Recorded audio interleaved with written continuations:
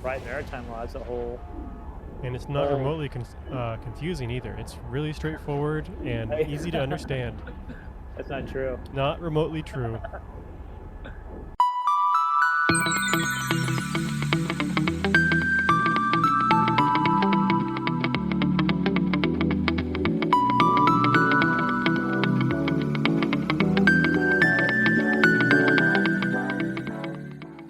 Welcome to those of you who are joining us to another stream of No Man's Sky Archaeological Survey.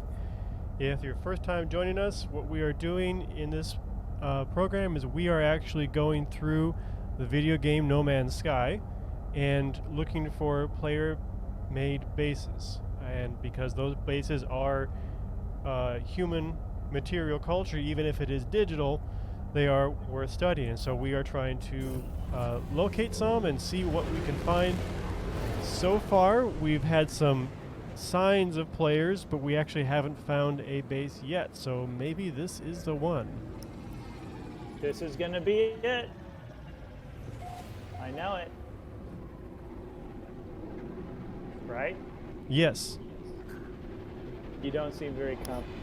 I was noting that you're a little quiet, and I was trying to figure out how I could adjust the sound levels. Oh, okay. Is this better if I talk louder? No. Well, bummer. I don't know what to tell you. I'm going to turn down the sound effects and then turn up the volume, I think.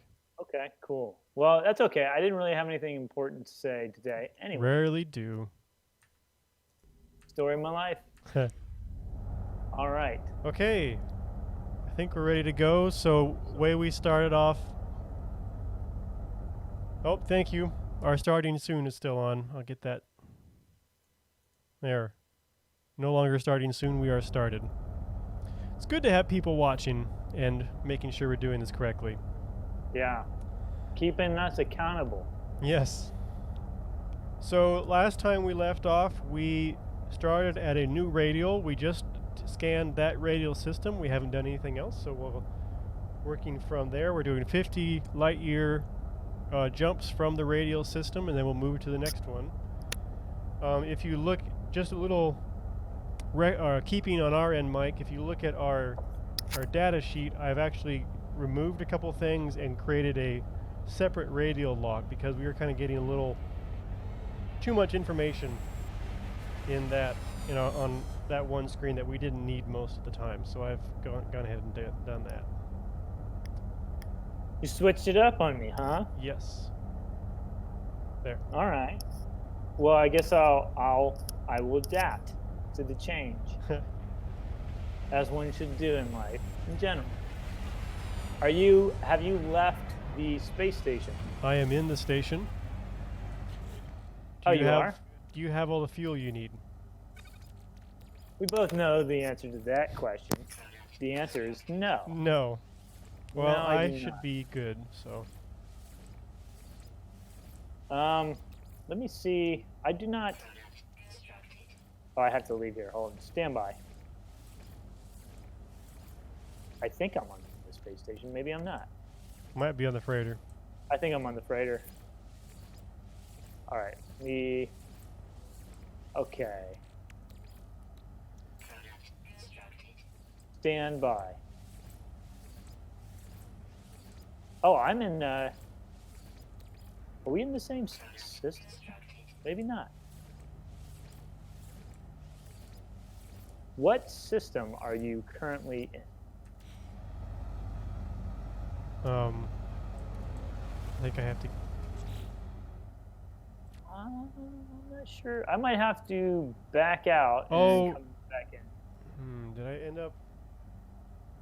No, it's all good. Let me back out of this screen, and I will be hopefully joining you in a minute.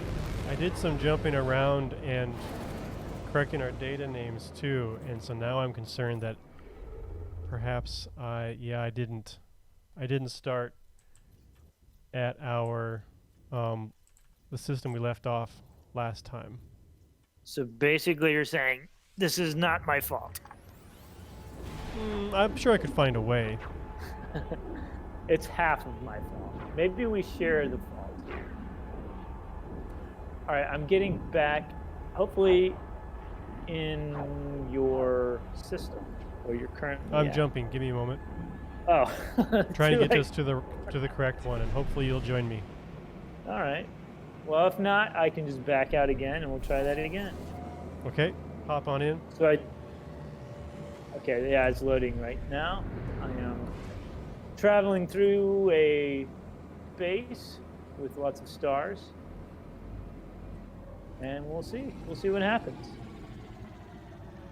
So I did though, before I got out, I was able to rename my spacecraft.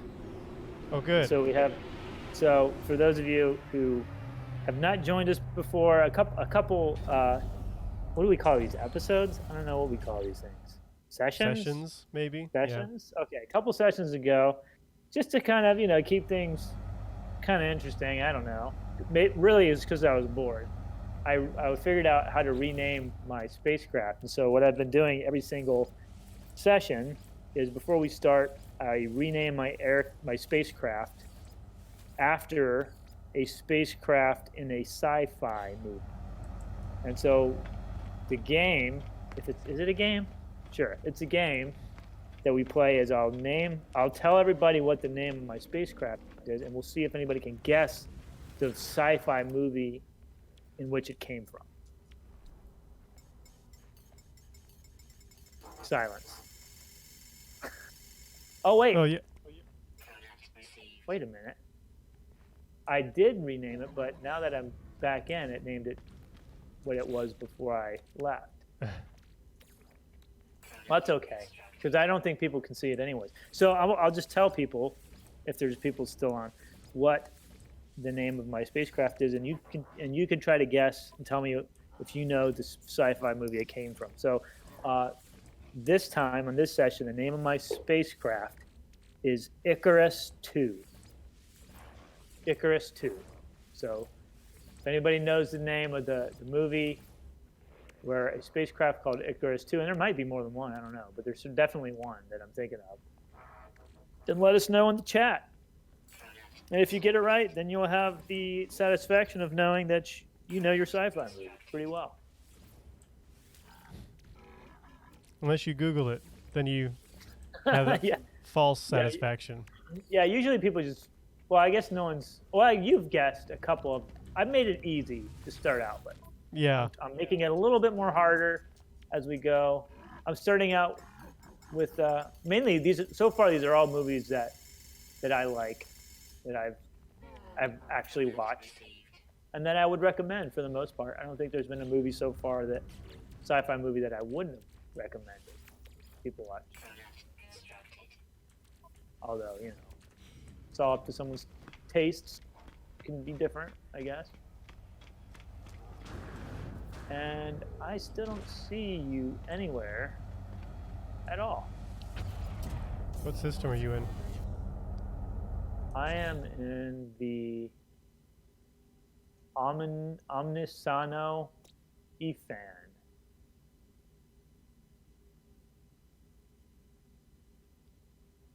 I have no idea. Let me see. Yeah, okay. Well.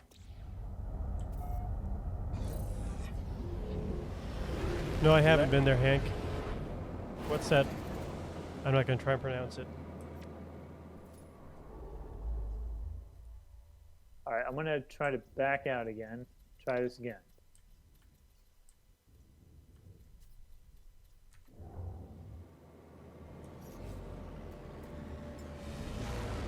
All right, coming in hot.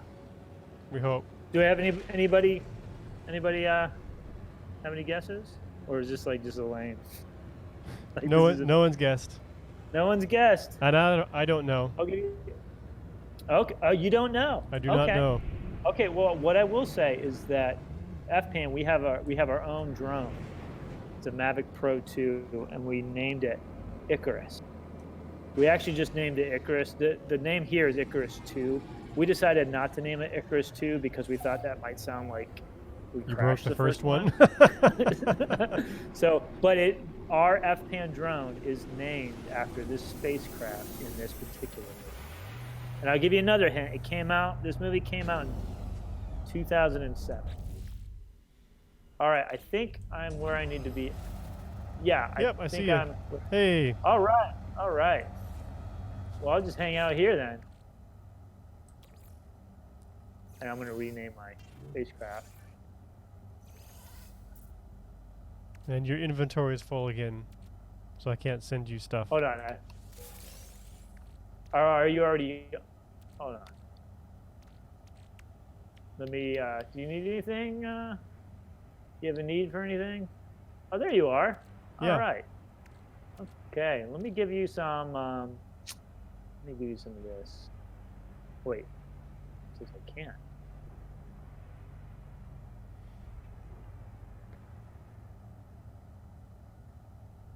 Let me give you some of that.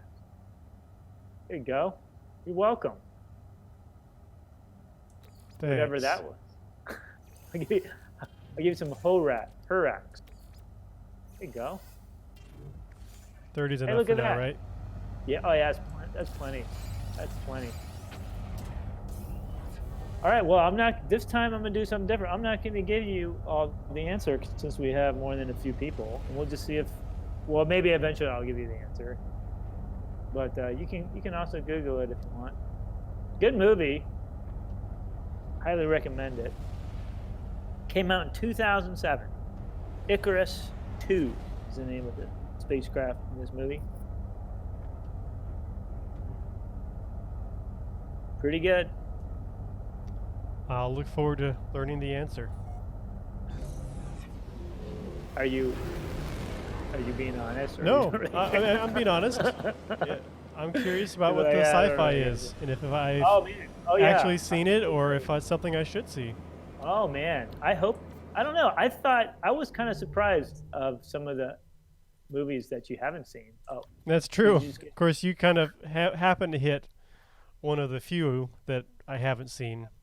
sure. Well, I guess we'll find out after this one.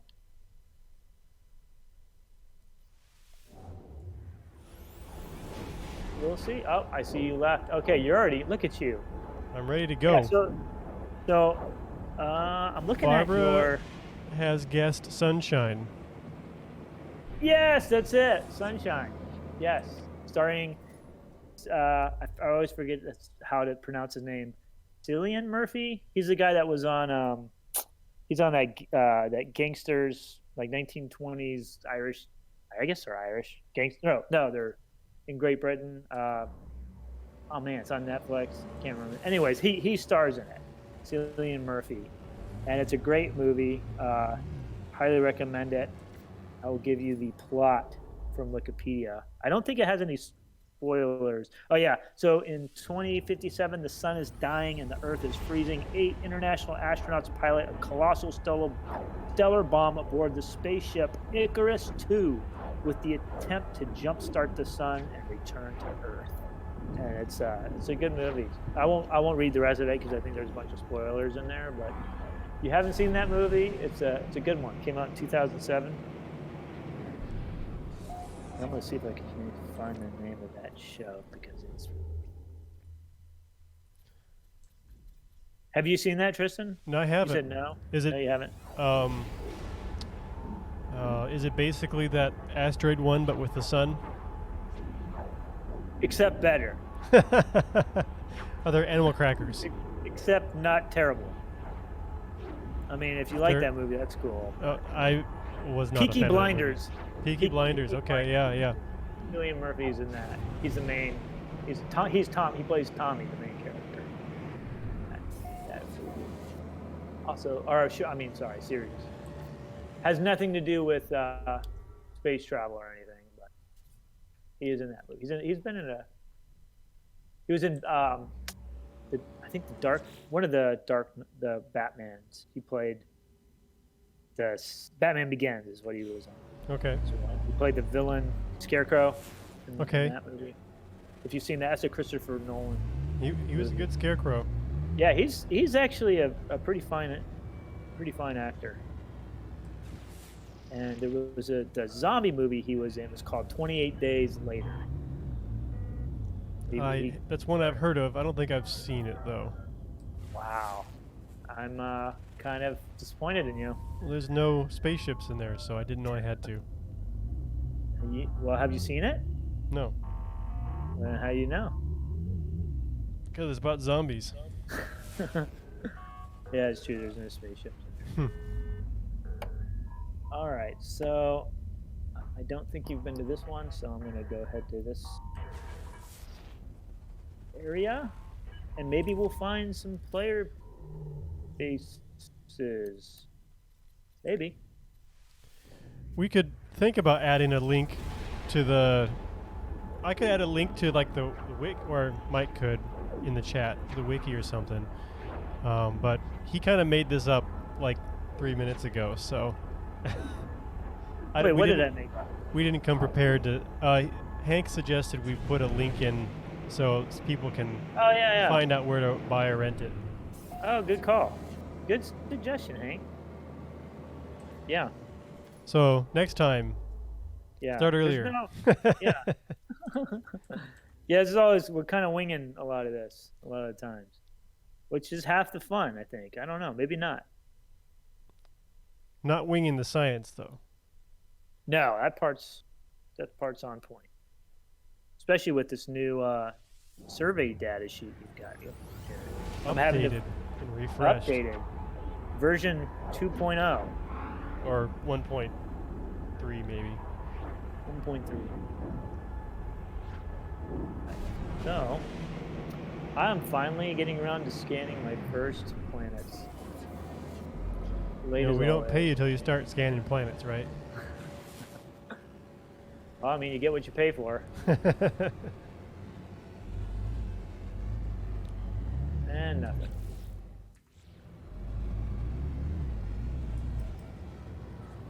Well, 0 for 1 so far for today. Have you already scanned? Have you already been? I'm sure you have. I've done a few. I'm not surprised.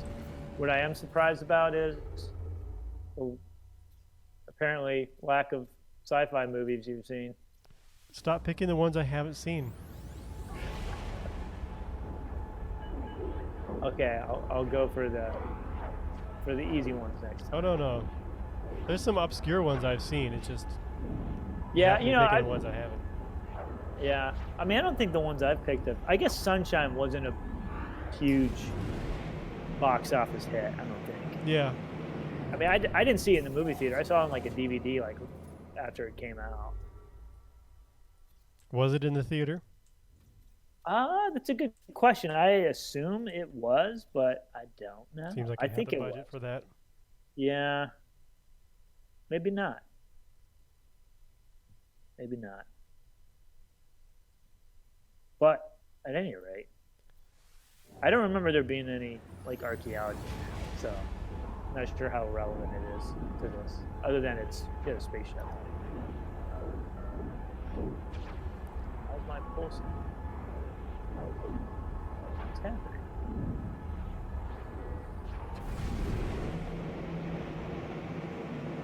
Oh, there we go.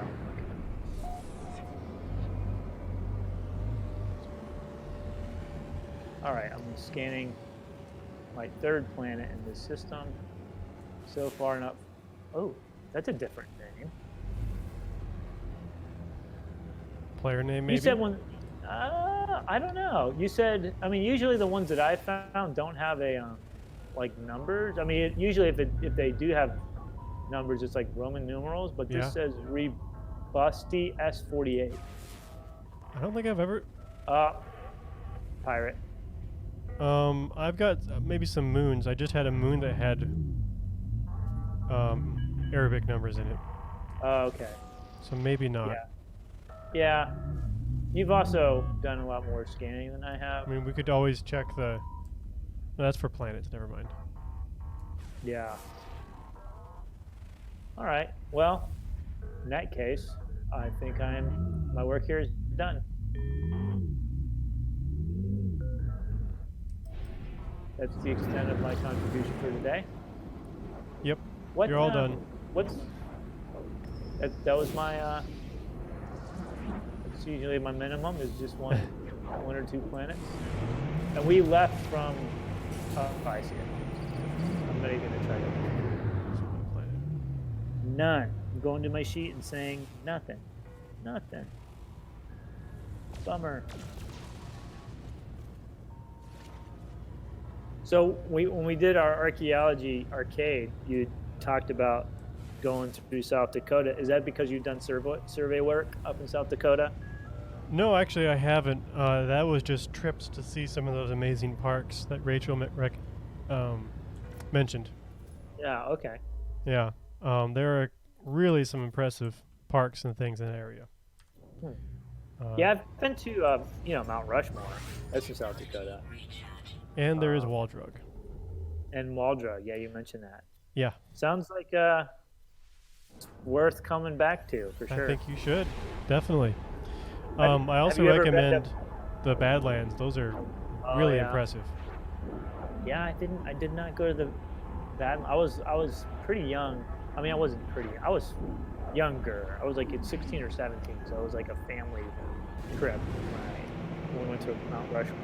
So I wish we had seen something other than Mount Rushmore. I think that's pretty much all we saw there. Yeah. But in the same trip, we did go through Wyoming. Have you ever been through Wyoming? Yeah, actually, I did a fair amount of work in Wyoming. Oh, yeah, okay. In the western half, the windy half. Was it like pipeline stuff or roads or? Yeah, I want to say it was all pipeline when I was there. That's what I think of when people say, "Oh yeah, I did survey work for archaeology out west." I always assume it's a pipeline of some type. For right now, that's probably what it was. There was a lot of pipeline work. For those who don't know, basically anything that has federal or usually state funding or crosses federal or state lands requires archaeology done beforehand. And so all those pipelines, because they sooner or later would, basically they all required archaeology, and there was a lot of jobs through that for a while. Are there not so much anymore? I think it's less now, and then some of it has shifted to solar plants, wind farms, that kind of thing. Right. Yeah, I've heard of I've spoken to a couple of underwater archaeologists who work for private companies that do archaeology work, and that's what they said. They've been doing sonar surveys for basically wind farms, offshore wind farms. I mean, these are large, wind-powered turbines that are. I guess they put them in the ocean. It's pretty windy out there. And yeah, or depends on where at too. Like more remote areas that are also windy is probably like Wyoming. I've never. Right. I grew up in Nebraska, and I've never experienced wind like that before. Really? Yeah. I have never been. I don't think I've ever been to Nebraska. I've been to Wyoming. And I mentioned Wyoming because there's a museum called the Wild Buffalo Bill Museum, and it's apparently got the most. At least at the time, this may have changed now, but at the time they were claiming that it was the museum with the most firearms on display. It was ridiculous. It was just lines and lines of cases full of different. Yeah, and what does it all mean, I suppose? No, yeah, there was no real. I don't remember there being any real interpretation about. It was just a bunch of guns. Yeah, that's kind of the old Cabinet of Curiosity style museum. Right. I'm glad they are on their way out because there's not much to them. A lot of the local museums are still. I don't know how out they actually are. You know what I mean? Well, I think sometimes. Yeah, and I think sometimes the local museums do it because it's easy and they don't know. A lot of the people running those local museums don't have any training, so they don't know of any alternative ways. Right. Yeah, that's true. Yeah, if that's what you know, if that's what you've seen, then that's what you'll That's what you'll copy. All right, back to work. Back to work. Have you been attacked by any pirates yet? I have not. Yeah, me neither. I've noticed that about. It seems like we're getting a lot of less pirate activity as we're moving further to the center or core. I think there was a patch too. Maybe something Oh, really? changed there. Okay. I see you're entering something. I'll mess you up.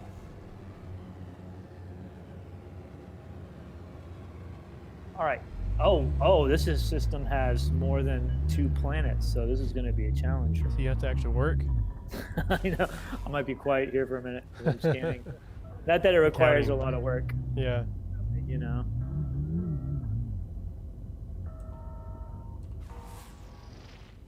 Yeah, I wonder like when they do start doing more space exploration and putting bases on, the moon. I guess is where they're going to start as kind of a jumping point for other places. But if the same sort of laws, federal laws, will apply in terms of protecting some of the, like the moon landing site, or any human Sure. object on Well, the and moon, then it's going to come down to who owns it, I think, sometimes too. right? Our laws are different than other laws, and we value Right, things exactly. others wouldn't necessarily value. And Right, yeah, jurisdictions. yeah, I mean, and that's an issue that certainly happens in the underwater realms. yeah, Outside maritime federal, law, right? Maritime law is a whole. and it's not remotely confusing either. It's really straightforward and easy to understand. That's not true. Not remotely true. But they do have there are laws that protect even in international waters, like military craft, and they have treaties. The way the laws sort of work is they have treaties with different countries that have agreed to honor, the federal the government property that, in terms of if it's like a military aircraft, whether it's flying or whether it was a ship. Even if they're international waters, there's a lot of international laws that govern that, even in an area where a lot of people assume that there is no international law, which is in deep waters in international waters. So I guess something similar. I guess there's a precedent at least for that. So it'll be interesting to see like how the maritime laws sort of come into play as more and more countries start to explore, Yeah, I wonder explore if space in our solar system, and as more and more private companies especially start to do that. Yeah, I'll be curious to see how that goes, I guess. I wonder if they'll adapt maritime laws or take it as an opportunity to rewrite them, because they are kind of a mess as I understand it. Yeah, definitely have their setbacks. But there's a future job for you, maybe. Yeah, space archaeology. Space archaeology. It's already a bit of a thing, It is, yeah. just not quite what you imagine when you say it. Uh,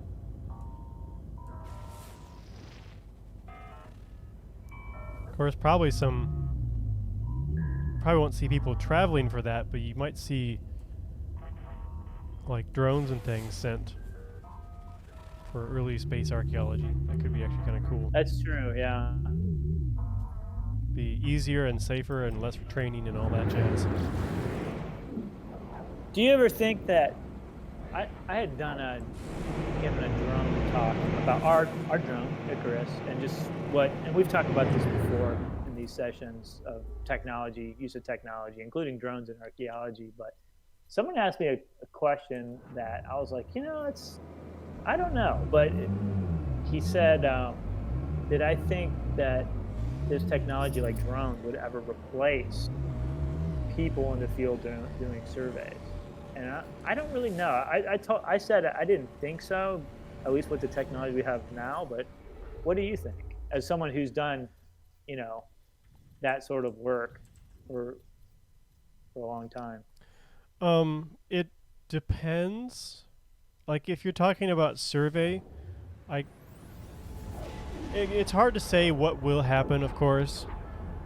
But as of right now, it doesn't even get close to replacing people with, boots on the ground, basically.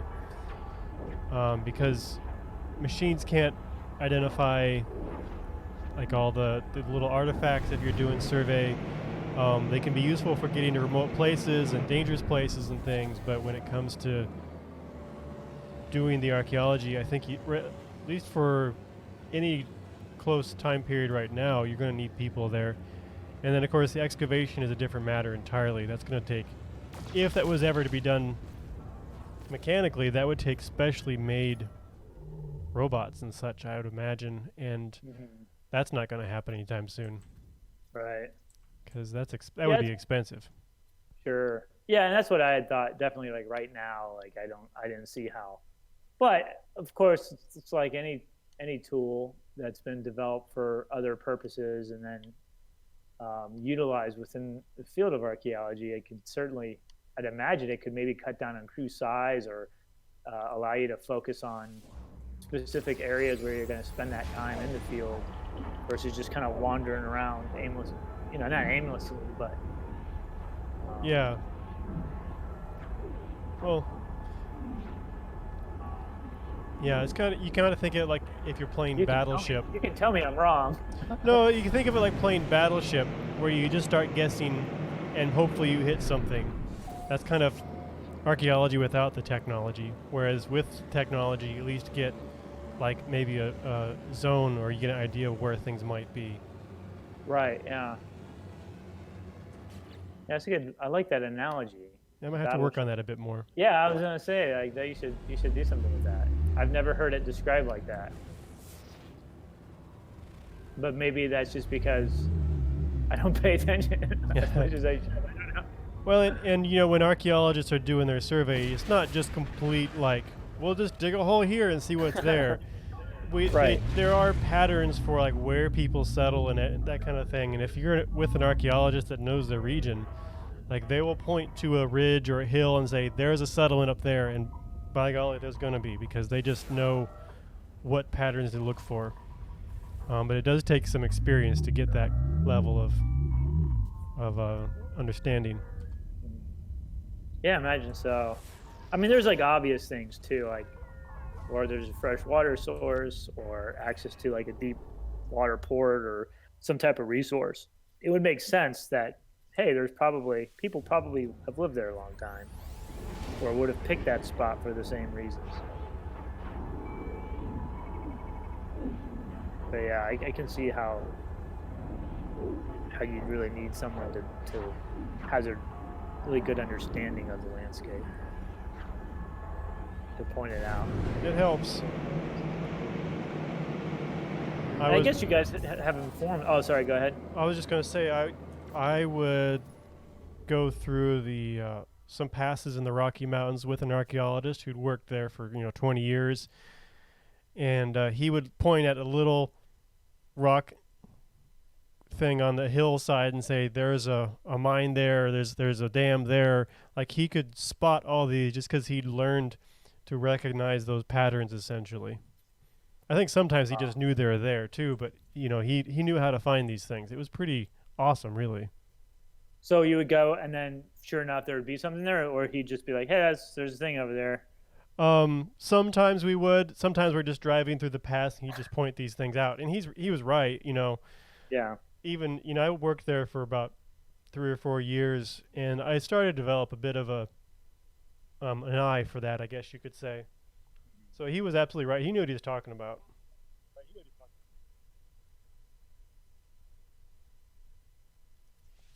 That's important skill to have. It's nice. Definitely nice. Right. But then sometimes I guess you guys rely on just locals.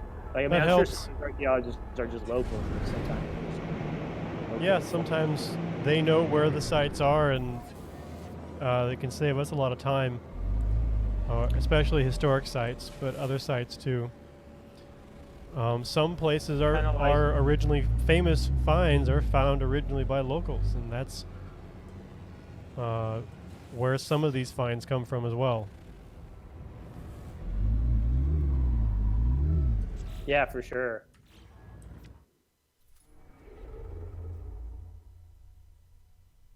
Scanning some more planets. And Scanning maybe more planets. Yeah, it would be kind of nice in this game if we had a player that was like, hey, hey, I'm from around this system. I got a base in here. Yeah, just run across them. I'll tell you where it's at. But then it wouldn't be in our survey area. That's one thing we would run into actually in the field. If we're doing, say, a pipeline, we have an area we have to cover, and we have to cover just this area because otherwise it's like private property or wasting somebody's money. And we'd run across a local and say, oh yeah, you should go check out that site. There's a great site up on that hill over there. And like, well, it's outside of our corridor. So right. We can't. And that would actually be the case here because we have a set pattern for where we're surveying. So I guess if it was in that area, then we could go find it. But if it was outside of it, we could probably visit, but we couldn't record it as part of the study itself, unfortunately. Right. And how did people respond to that? Like when you were like us, or you just tell them like, oh yeah, we'll go check it out later, and just not. Or thank them for their time. Sometimes I think they told them, oh, we can't, and they don't seem to understand it sometimes. Yeah, I can understand why though, because they just don't understand the process and right. what's involved. Yeah. Yeah, and no fault to them. It's just frustrating for both parties in that case, because. Yeah, it's not what they were hoping to hear, and we want to go see, we just can't. Right. And then people don't realize, too, how much time and money goes into excavation. You know, right. It's not just going out and digging up a few holes. It takes research beforehand and processing the artifacts and paying to store the artifacts and writing up a report, and it's really quite a process. Right, and even the stuff. You know, you mentioned the research, but even I'm sure like the paperwork and administrative stuff is a big time consumer as well. Yep, and it's a process because when we excavate, we are destroying that site. So we had to make sure we do all that stuff properly and carefully, otherwise we'll not get to put the dirt back and try again. So we only get that one go. That's one reason that digital archaeology or video game archaeology is kind of exciting, because it is repeatable. You can go back and visit again. You can save the site and then excavate a second time and see if you get different results and that kind of thing. So that's got some potential there for making actual progress or helping archaeology assess its own methods even. That's kind of exciting, I think. But it'll be a ways before that we get to that point with video game archaeology, I imagine, just because it's so new and there's so few people working on it as of right now. I mean, I don't see why. I mean, who would want to pass up playing video games for your job? That's the problem, right? Right. Plenty of people see it, oh, you're just playing video games, and they won't see it as real, actual research, which... That's our issue with public outreach, too, is they don't see it as a part of the archaeological process. You know, the only real archaeology is when you're in the dirt. It's like, well, no. That's an important part, but it's not even necessarily the most important part. Yeah, if people aren't benefiting from it, then why should people? Yeah, you just destroy a site for nothing. You know? Right. Yeah. Preaching to the choir. Oh, I know. Or maybe not. I don't know. Maybe there's some people out there. I don't think. All right. And Barbara mentioned this opportunity to plug HMS too. So if you are interested in archaeology and you want to get involved, kind of like we're implying, you can't just go out and dig a hole in your backyard and call that archaeology, because there's a process to it. You don't want to destroy the site without getting benefit from it. But you can get involved in a number of ways that actually help archaeologists out. But it depends on what your area is. You have to look in your area try contacting maybe universities. They might be able to give you connections. If you're in Florida, of course, we have all kinds of opportunities for you here in Florida as the Florida Public Archaeology Network. That's one of the things we do. So you can contact us, and we can, if we have something you can do, we'll let you know, or we can maybe get you in touch with folks that can help you out. But be that working on the site, be that helping monitor sites that are under threat, like our Heritage Monitoring Scout program is. You can do indoor activity. We have in our Pensacola office, for example, we have lab work. You can go in and do lab work and really contribute to archaeology that way as well. And you get to handle the artifacts and help sort things, and that's kind of fun. It's a lot of fun. Yeah. Not every day you get to play with broken bits of pottery and rusty, sharp nails. So it depends on the collection too. Some are more Yeah. interesting than others, but it's just kind of. Yeah. Well, that's an interesting name. Oh, did you find I something? don't think so. AMIS, and then it's 96/C5, which I don't think that's player, but there's no Yeah. base either way, so.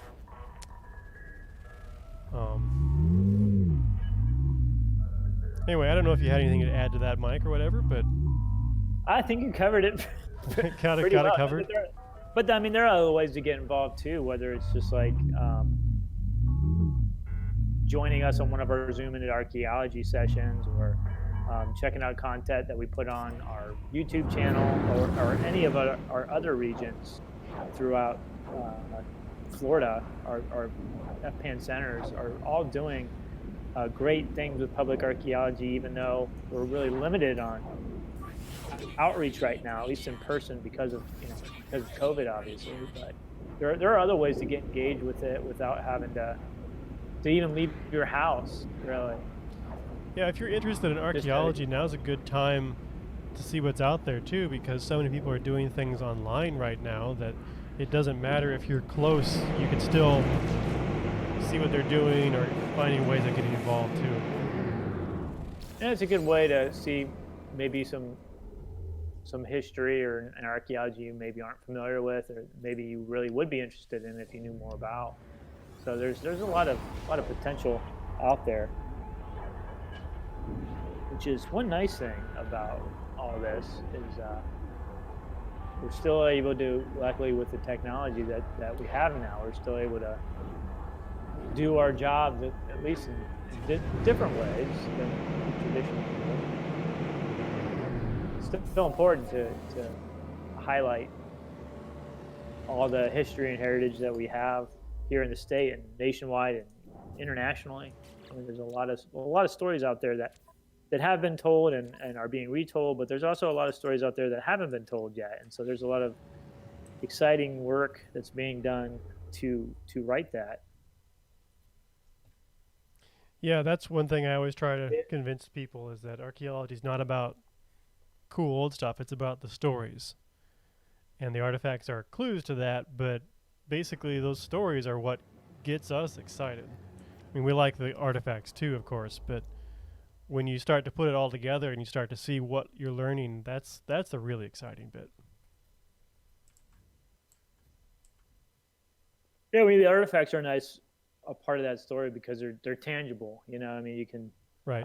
I mean, I think anybody who's ever found an artifact, you know, whether it was on their property or, you know, walking around in a state park or something, and they come across something, that initial, you know, the feeling of having discovered something that hasn't been touched in 1,000 years, I think, and is a kind of universal sensation that anybody can relate to. With that said, of course, it's important to not take stuff from state parks, so that's or any federal or state lands, because of those are all protected, and you're supposed to leave that stuff in place.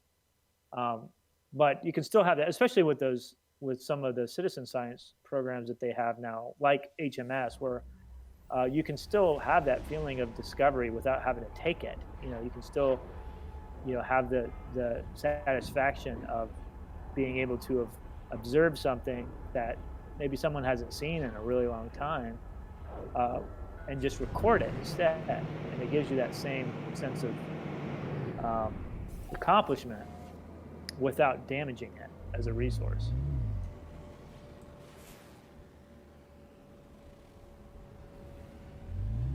Kind of like here, we're not going to take any bases. It's going to be quite a sensation, maybe, if we ever find a base. Man, I'll be so pumped.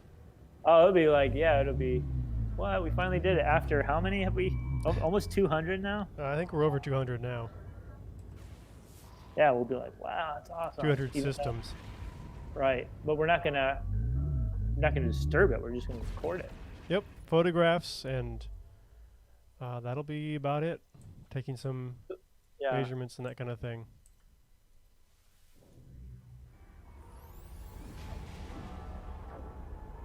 Sorry, I was about to go to a system that was too far away.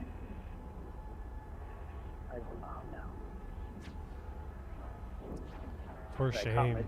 I know, I caught myself before I did it. I almost jumped, and then I looked again and realized my error. Yeah, you are once again winning this competition of who can find the most, who can scan the most systems. It's okay. All those years of fieldwork experience. That's what I think it is. Pretty sure that's what's happening here.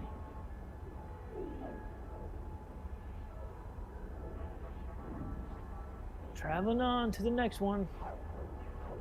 In my Icarus 2. Not the drone.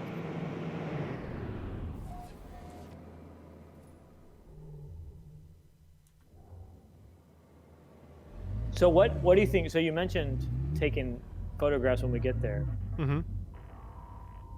Is there anything else that we're going to do? Are we going to take notes, or we're just taking pictures? Oh, we'll take notes. We'll do video, kind of do a recorded walkthrough.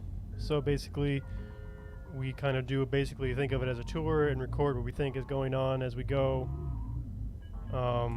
Because our question we're trying to answer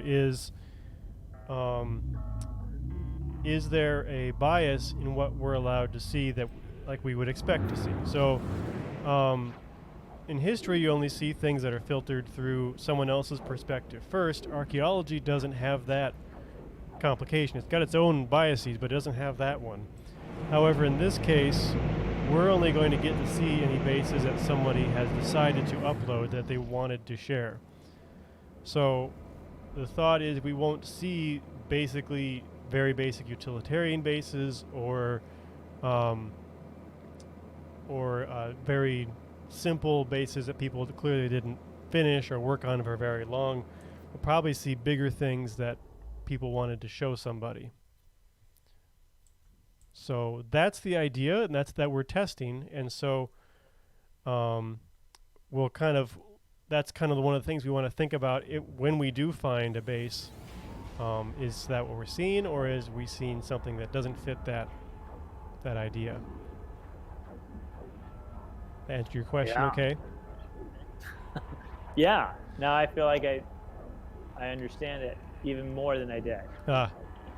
One thing I'm not planning on doing, just because I expect it to be extremely unlikely, is there's not really a way of taking measurements in this game. Now, if you're dealing with a single base, it's not the end of the world. But if you have, like, on the same planet, you have two bases that are reasonably close by, it could be useful to actually measure how far apart they are. And I know that Andrew Reinhardt, who did work doing archaeology in No Man's Sky, he actually developed a method where he would time how far it took to walk to places so that you get an idea of how far apart things were from each other that way. So I don't think we'll have to worry about that, but it's something we could explore if we think we need it.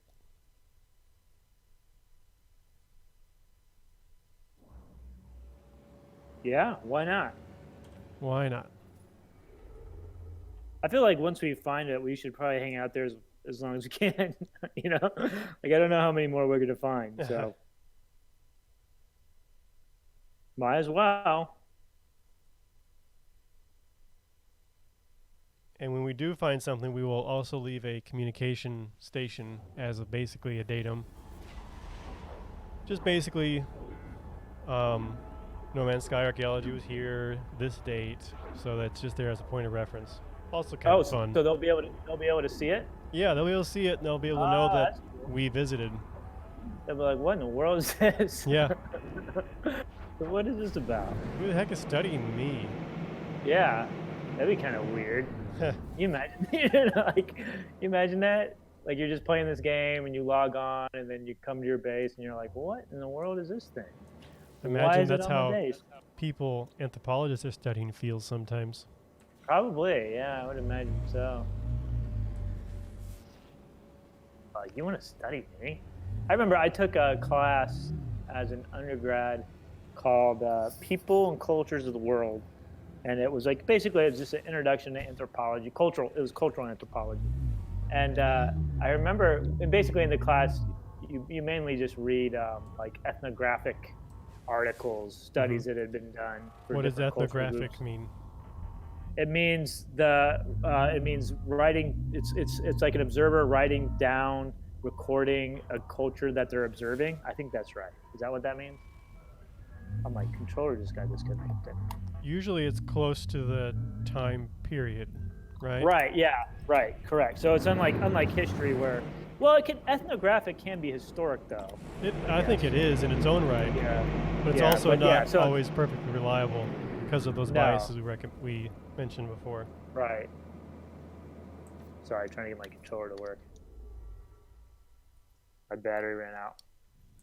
Anyways, so I remember one of the articles we had to read for this class was about this, I think, and it's just been like 10 years since I read this, so I don't remember all the details, but this anthropologist, cultural anthropologist, had done an ethnographic study, I think in the 90s, with some of the I think it was in Los Angeles, and it was very controversial at the time. It probably still is, but he did a cultural anthropology ethnographic study of some of the gangs in I think Los Angeles.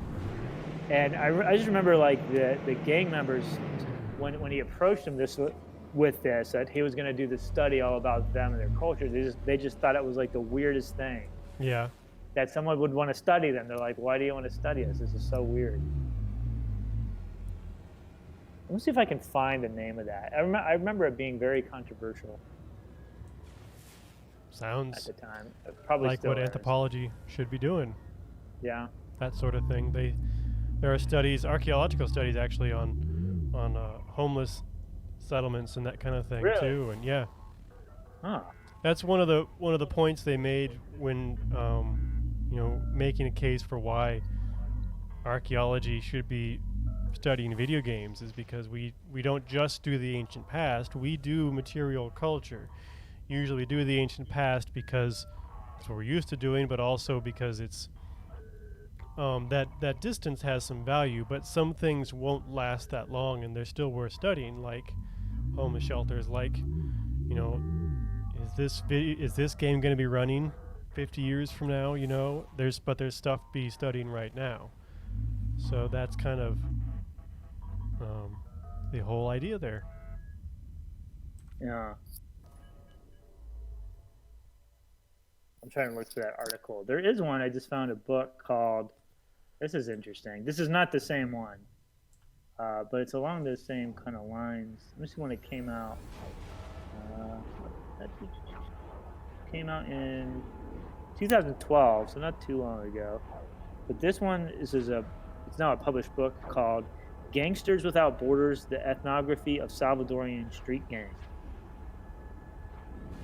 So, but I imagine those probably in a similar way that, I'm making an assumption obviously, but at least like the other article that I can't remember the name of, or the anthropologist who did it, because this was like 10 years ago for an intro to anthropology, cultural anthropology class. But I imagine that probably would have been pretty weird for them too, to have this person come in and be like, hey, I want to study you. What? Why?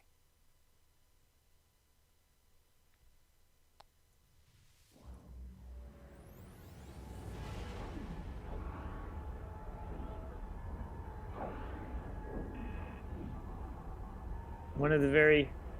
I've always been fascinated by cultural anthropology Yeah. as a branch. I mean, I've never really dug into it very much, but Butterchi. do what? Was that a pun? No, but did I make one? I don't know. Never dug into it. Oh yes, yeah, that was all on purpose. But it is fascinating.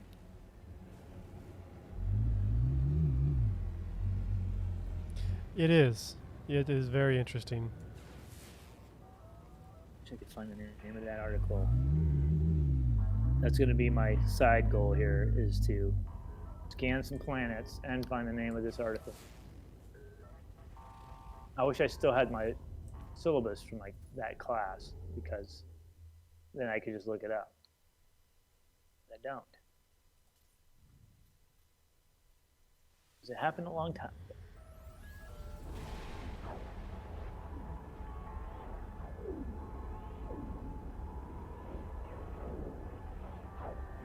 I wonder if they've ever done like a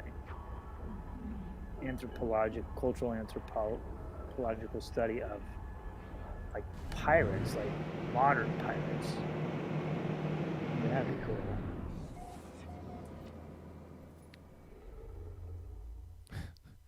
There's the guy in Archer.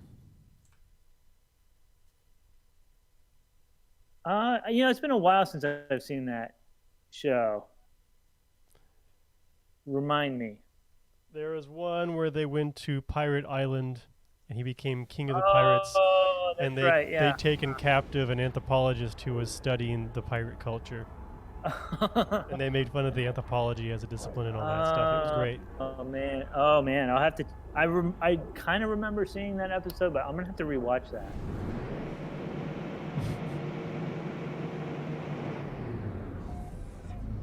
That's pretty good. Yeah, I got a kick out of it. They got it right too. They knew what it was. That's kind of the thing we often see, is we'll see archaeology or anthropology, but whoever's doing the writing clearly doesn't really know what it is. Right. It's like dinosaurs. Yeah. Dinosaurs. Rocks. They're using brushes on rocks. That's archaeology.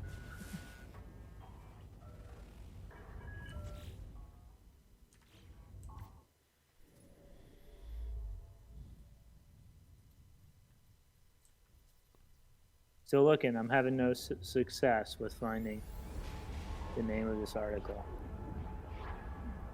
But I know it. Oh wait, maybe this is it. This guy has a right name. His name's Philippe. I feel like that was his name. Maybe that's why I thought he was. Maybe he wasn't really French. I always thought he was French. Maybe he's not. His name was just Philippe. Yeah, here it is. Okay. I guess sounds like maybe they weren't. Yeah, so this guy, he's a professor of anthropology and the director for Center for Social Medicine and Humanities at the Department of Psychiatry at the University of California in Los Angeles. His name's Philippe Ruguis. But yeah, he did a study, and this is the one that they had us read, called "In Search of Respect: Selling Crack in El Barrio," and the research focused on crack dealers and their families. This is according to Wikipedia. Revealed the structural barriers that marginalize the minority group of Puerto Ricans and how the violent street culture further isolated them from mainstream society. So it was all about this kind of subcultural group in, I think it was in LA. But I just remember, like, when he did some of the interviews, that's one of the things that kind of stuck out to me is, oh yeah, it would be weird to have this cultural anthropologist come in your neighborhood and be like, hey, I want to study you. I want to follow you around. Right, While yeah. you do, in this case, illegal activity. It literally, he did, like, so, Yeah. and he would describe, like, stuff, really dangerous situations that he was in because he was following these guys around. And yeah, I think that's maybe why it was controversial, is and I mean probably among other reasons too. But. Maybe, yeah. Oh, here comes the pirates. All right. Speaking of illegal activity, Fine.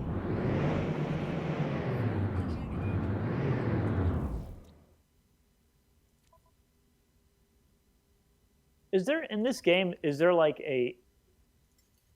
Oh wait, I'm getting shot at by somebody. Oh wait, is that you? No. Is there like a international government in this game that like tries to regulate crime and stuff, or no? I really don't know. Like in Star Trek, you know how it's like the Federation and they're. Yeah.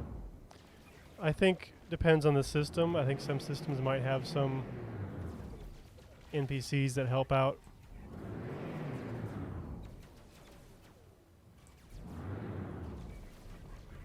Well, this one was a bust. Other than someone fired cannons at me. You don't have to tell me twice to leave. But you will have to wait till I refuel my spacecraft.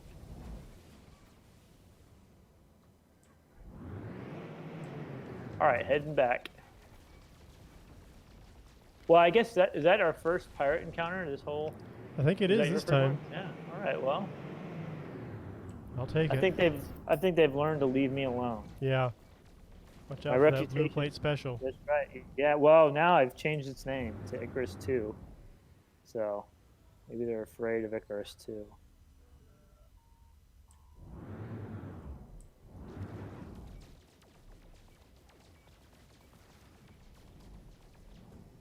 Heading back once again, empty-handed. There.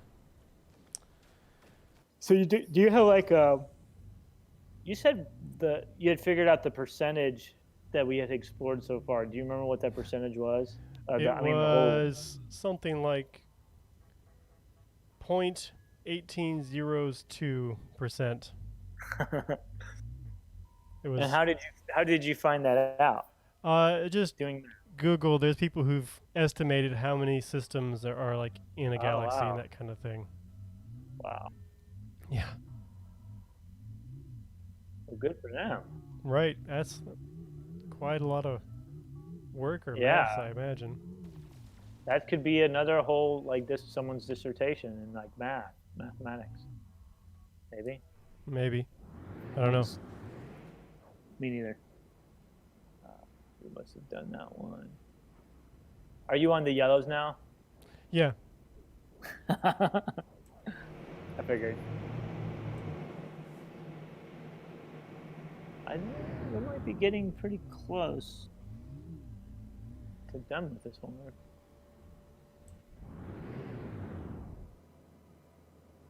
There's some that are just beyond my reach.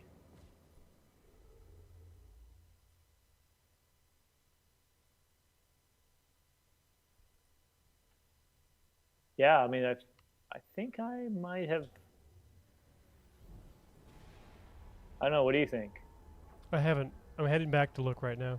Okay, yeah, I'm looking at the ones that I haven't done that are yellow that I can actually get to. Oh wait, just found one maybe. Oh no, you already did it. Can't say I'm surprised. Yeah, I think we're good for this system, but I may be wrong. I'll leave it to you to make the call. I'll have a quick look and see if I come up with anything. And No. So not yet. I was wrong. Oh, you found one? No, I was wrong about this would be the system where we found something. Ah. No, I mean I've either I've already visited them or you've been there. That I'm seeing anyway. I found one. Look up above the system. There might be a couple there. Oh, the blue ones? No. Yellows, but I found one up above it, basically. So there might be I see some. If you're looking on a flat plane, make sure you look up too. Gotcha. Yeah. Oh, I see. The Enberg one. I don't know. I just hop into Big Hoppy. It's actually a good name. That's the name of this episode. Big Hoppy. Big Hoppy. Big Hoppy Wajim. Enberg Herbs. Died. Sounds like some of these names remind me of like Viking, Swedish, whatever they, Nordic, Scandinavian, I guess in languages. Died.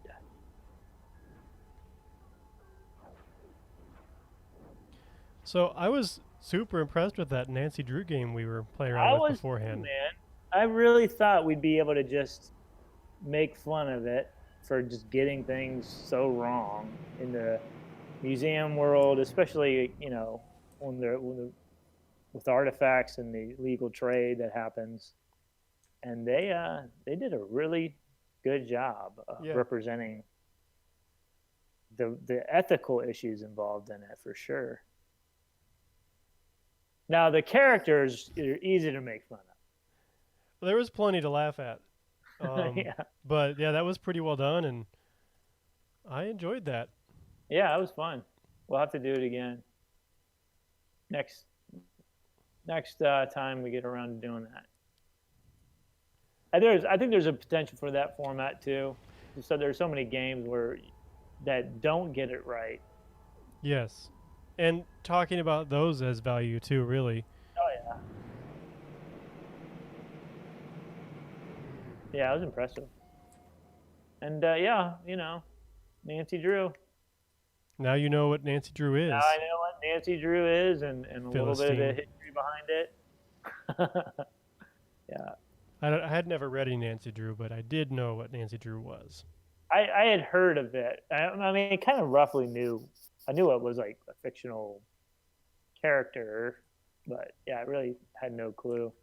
Or how old it was, and that the Hardy Boys. I heard of the Hardy Boys too, but yeah, I was a Boxcar Children kid myself. Yeah. Hardy Boys. When did they come out? Hardy Boys. Barbara said she read Nancy Drew and Hardy Boys. Did you read any Boxcar Children? Yeah, 1927 is when it came out. Hardy Boys.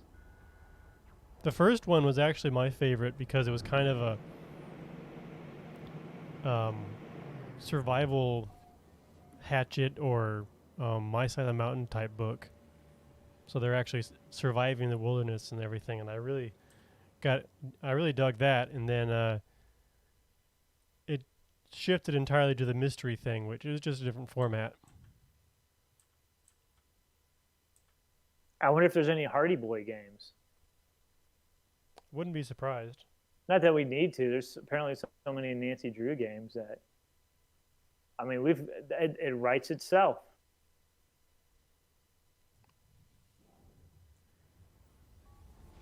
Well, some of them may not deal with archaeology as much, though, too. Right. I mean, that game was definitely heavily. Rachel suggested that one because she knew it did. I know. Yeah. But yeah, I was really impressed with the whole laying down the ethical problems with some museums and the historical problems and how that came about and how that was problematic. And like, wow. Yeah. I was really surprised in a good way. Yeah. It's like we should almost recommend this game to people to play. I almost want to play it.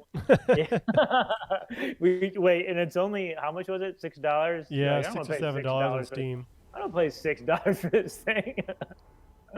So I don't blame them. But yeah, it's pretty impressive.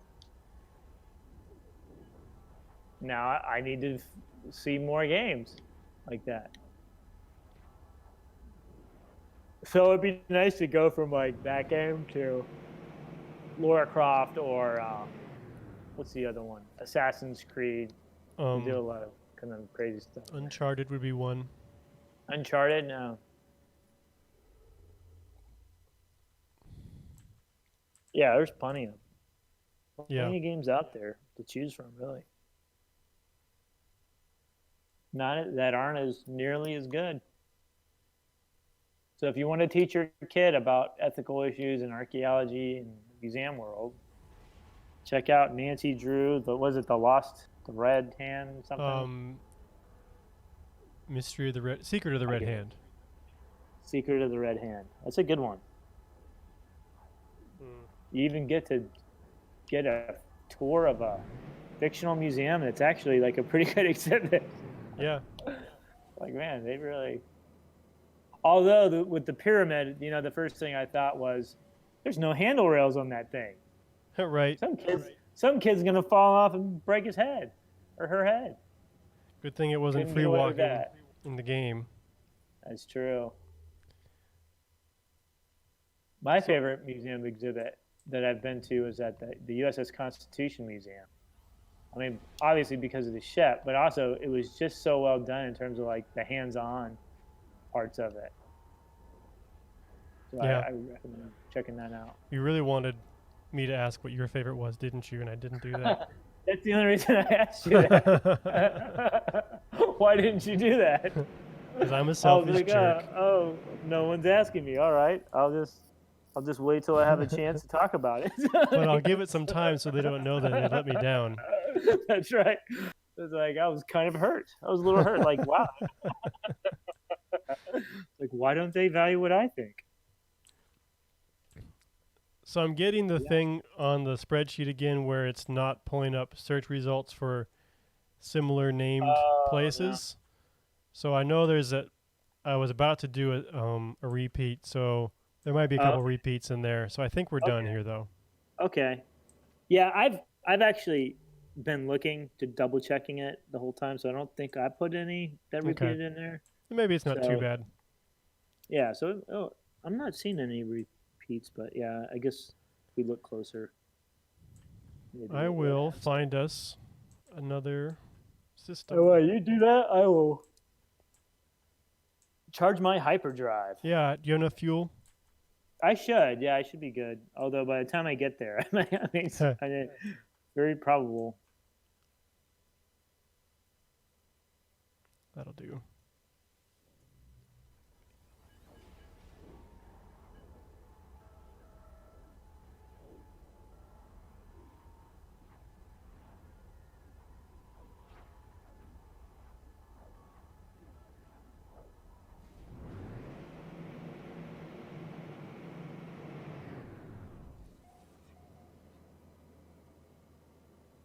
Just waiting on you.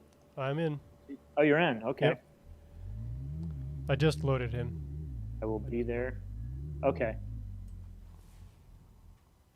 Yeah. Going to drop our datum. Let me know if you see any animals. It's a torrid planet, so I'm not expecting to. All right. Well, All right. Galactic core. Wow. Where are you? I don't know.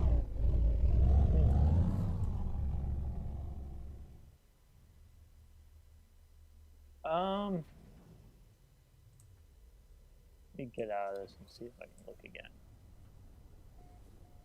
I'm gonna have another look. Maybe you're just way out. Oh, I see you. Okay.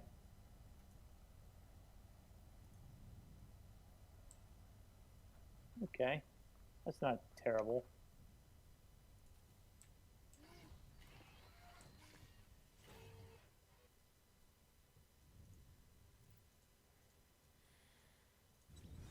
Just a tad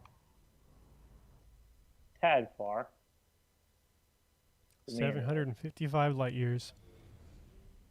Oh, that's not that far. I'll make it. Maybe. Saw you a second ago, and then now I lost you. Oh, wait, there you are. You're like a faint. All right. There we go. I'm on track now. Got my bearings, and now I'm ready.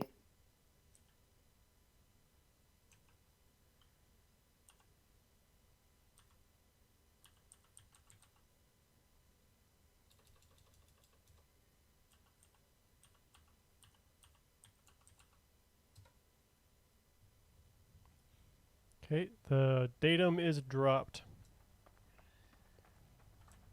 Oh, there's birds. Birds? Or bird things flying. Bird things, huh? I don't know if I've ever seen some of those.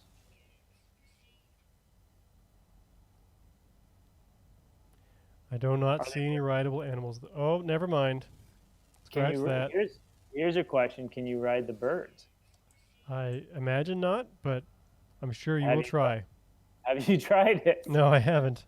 Well, then you don't know. I do not know. All right. Well, I know what I'm gonna do when I get there. You know, what'd be funny is if in like in this game, in some of the planets, if you just like randomly, if you landed on them and they turn into like you just landed on the world and in which like Skyrim takes place. Might be some copyright issues with that. Well, okay, just don't call it Skyrim. Call it Hyrim. Yeah. I think that's taken too, actually. That's Legend of Zelda. Oh, So you can't call it that either. well, No, that's Just tell Hyrule. me- That's Hyrule. Hyrule. So you could be a combination of both. Yeah. Yeah, you'll be fine. Oh, there's another planet.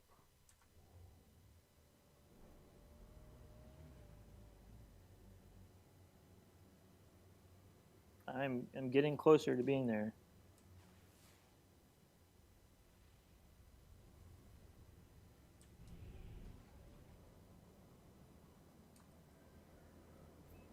Gotta travel a little bit further. Almost there.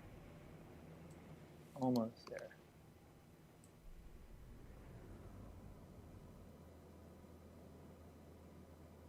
I'm like 2 more jumps and then I'll be there.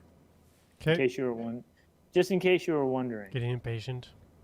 You're like, where is this guy? Gosh. Why is he taking so long? I could have finished by now.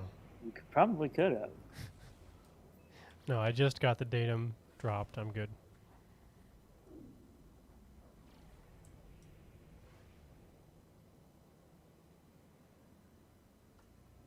All right. Well, maybe this will be the system.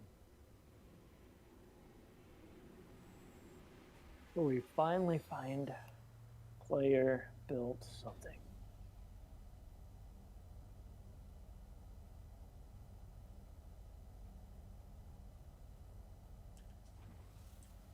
Galactic core. There we go. What's the name of the system we're at now? We're supposed to be at. Yeah, sure, something. Oh, you dropped it. So I should. Yeah, I should. yeah. Oh, I see it. Yes. Roger that.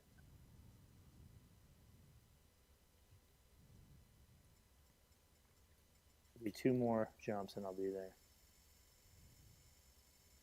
Really got to get a better engine, warp engine.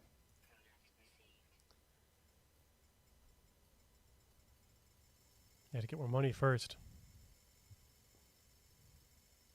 I know someone who has money. How much money you got? Any extra? Oh, lots. Oh, you do? Can you give me money? Can you use the money? I could always go visit my cash cow planet and fill up too. You got to have a wealthy patron to subsidize your archaeological endeavors. That's and true. So I am your wealthy patron. You are. You're my. What are some examples? Henry Flagger. Did he ever do that? I don't know if he ever did. Who's that? Henry Flagger. I don't know if he ever like funded expeditions. I do not know. Probably some like industrialist. P.T. Barnum. He Yeah. probably did. Probably. P.T. Barnum. Where are you at? I don't know. I thought it was okay. I'm not that far. Oh, you're below me. Yeah. Wait, I almost went to the wrong one. It's kind of hard to. The controls on this sometimes are a little bit hard to pick the right start, but I think I'm headed there right now.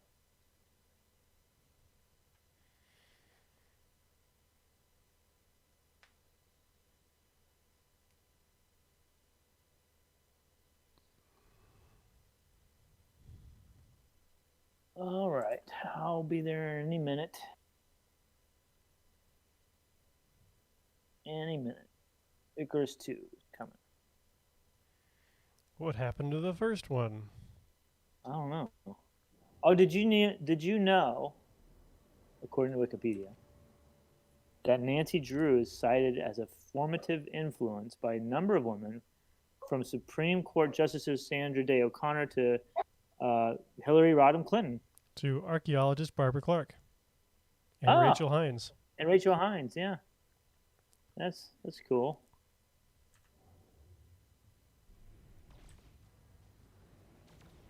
I get it. I really appreciated the dialogue in that. It was pretty good. Like, had a couple of those characters that were condescending to you, and you could sass them. And like, yeah, like, Yeah. Yeah, you mean more expensive than a diamond? yeah, Boom. boom. Yeah. Take that. Thought you were gonna condescend to me. You know, you're just talking to. That's Nancy right. Drew.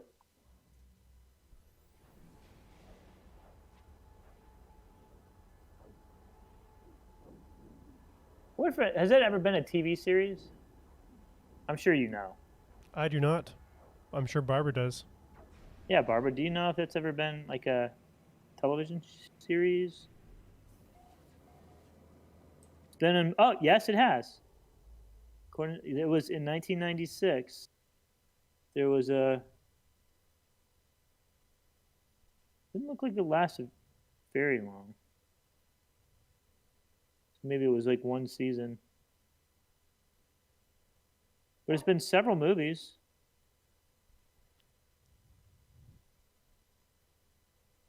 Mainly video games. Yeah, the more I read about this, the worse I feel about not knowing more about it. Well, good.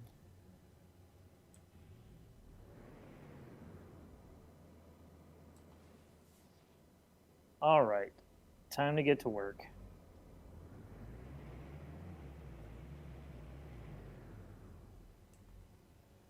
Maybe. Oh, you haven't really done anything yet. I was waiting on you. Yeah, right. All right, I'm going to my first one. Okay.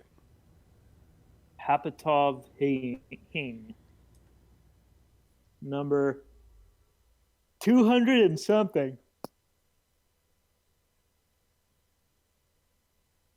215. And it's only taken us 8 hours.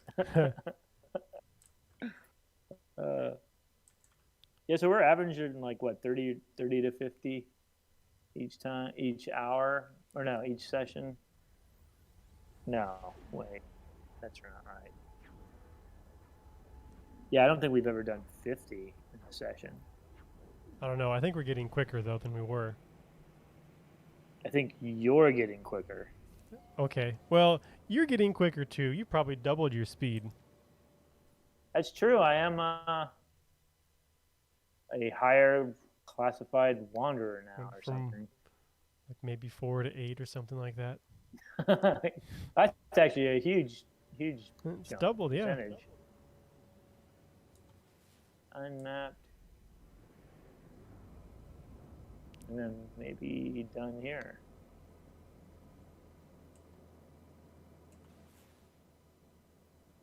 I just hope I find one before you. I just think that would be funny. I just hope we find one. I just hope I find one before you do.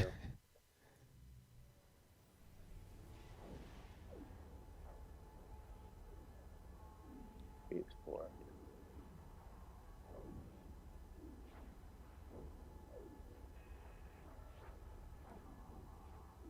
All right, that's negative on that one.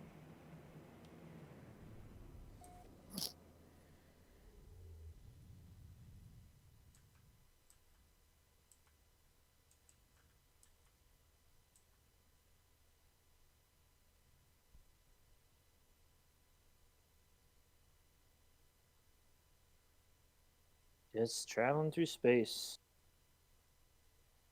Very high speeds. Preposterously high.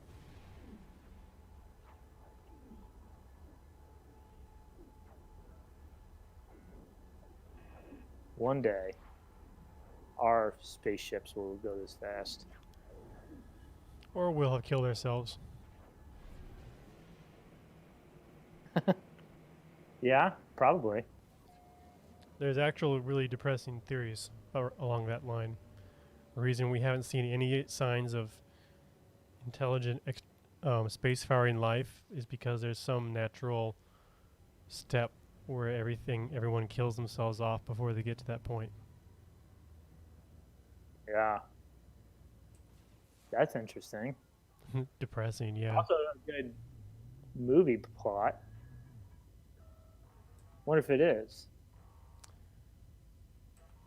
Yeah, I don't know. I mean, there's plenty where we cause pirates.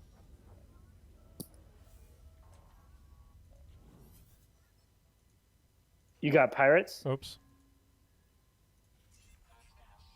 Nope, never mind. I thought I paid him by accident. Yes.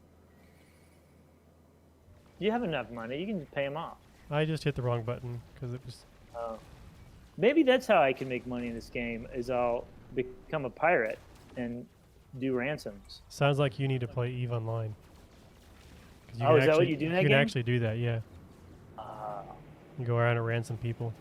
Nice. Yeah, you know it's a pirate when you get a ransom.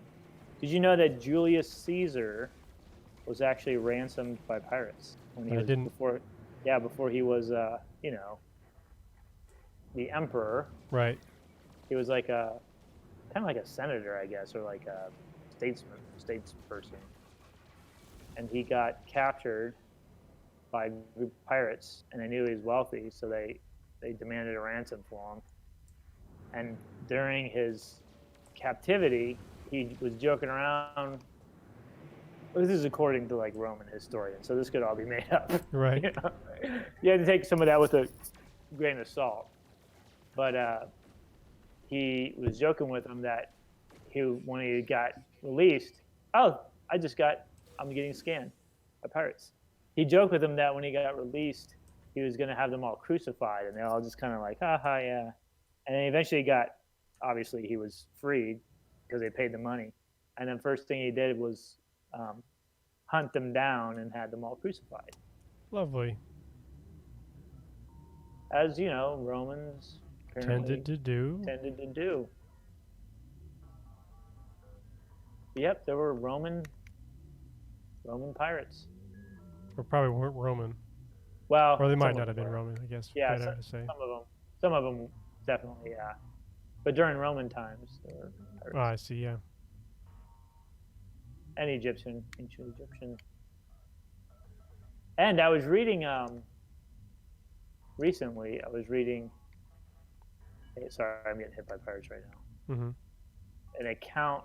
I think it was the DeSoto. It was this DeSoto expedition. There's these different chronicles that were written about the expedition. Some of them, like literally, like right after it was like one of the survivors, or maybe I'm thinking Narvaez. Maybe it was Narvaez. Anyways, one of the early Spanish explorers. And there's an account where they say that they were actually on their way back. They were attacked by a group of native people who were on dugout canoes, and they were basically like kind of like pirates. And I'm not sure if that's the earliest account in the New World, but it's one of the earlier ones that I've seen looking at from for indigenous people. So it's been something that people have always done, I guess. Pirate facts. Pirate fact. Hashtag.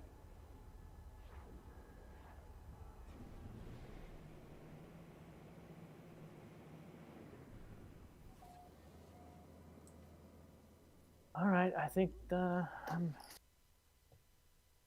scanned all the planets in this system. 1, 2, 3, 4. That's it. Plus a moon.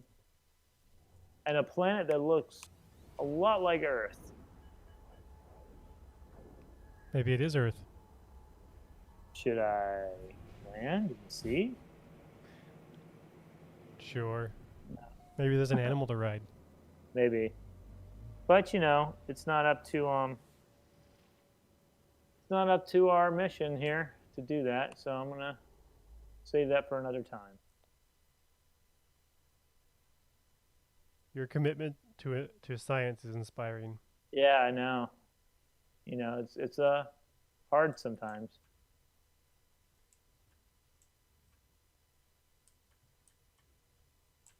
One was a bust.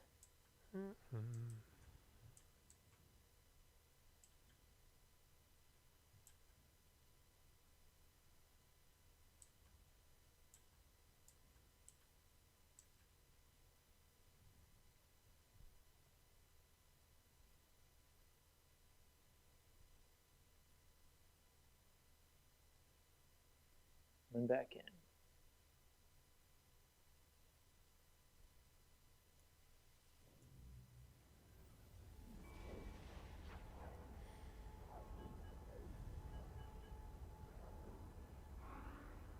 It seems like it's taking longer.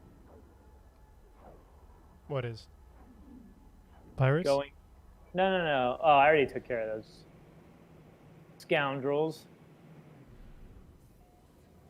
Traveling to back to the system. This looks like a cool one. I'll check this out. Find those. 18 light years. Just a few planets.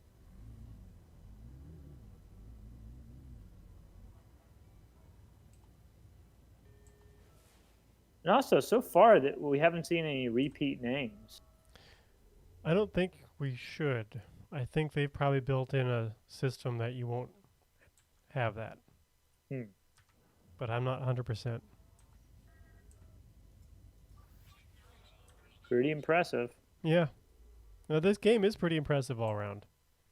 It's quite a feat, really.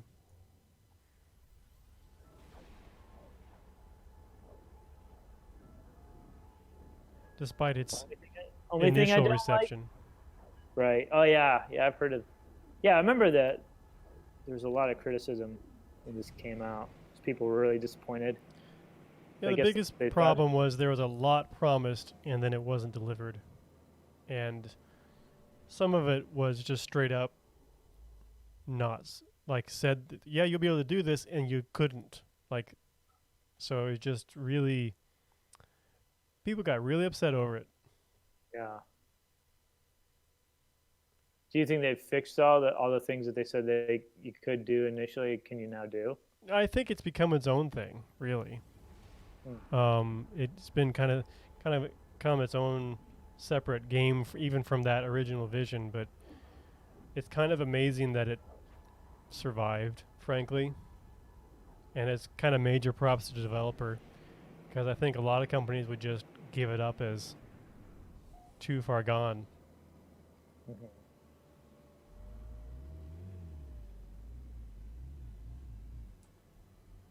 It's amazing to see how far video games have come. Oh my, yes. Just since I've been a kid. I mean, not just from the graphic standpoint, but just for what you can do. And the ideas in them and the way they're expressed, and it's yeah, really becoming its own. Yeah. It is its own, but its own unique medium, basically. Yeah. I wonder if there'll ever be a point where video games are like the art of them and the creativity of them is as given as much appreciation as of like fine pieces of art that are on display in museums, you know? There are museums about some of this, actually. I think it'll get there, but they're still seen as kids' toys quite often, because that's how they started. Yeah. People haven't quite gotten their minds around the idea that it's a lot more than that now. Right. Yeah, I was gonna say I didn't think that in terms of like a, you know, from a popular standpoint. That it's, I mean, I realize people are out there who definitely see that, but I don't think it's common, especially among like in in the art world. I don't think. I may be wrong about that, but one day. I mean, one comparison is look how long it took for comic books to be recognized as art. That's a good point. You know, a new medium, and it was, it's kind of similar. It was for younger audiences initially, more pictures, fewer words, and it took quite a while before this would be recognized as a lot more than trivial, I guess.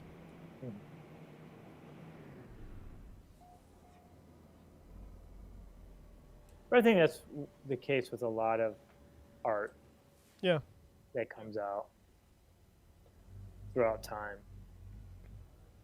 You know, I mean, there was a time when Shakespeare was kind of like, wasn't it kind of seen as more like the common entertainment for the common people? You Dickens know, too. in a play, you know, like it wasn't. Dickens was Yeah, popular right. as tripe, basically. You know.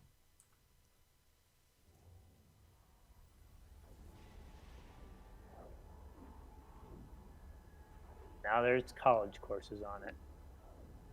Yep. And how many movies, and A lot. you know, all kinds of stuff. Yeah.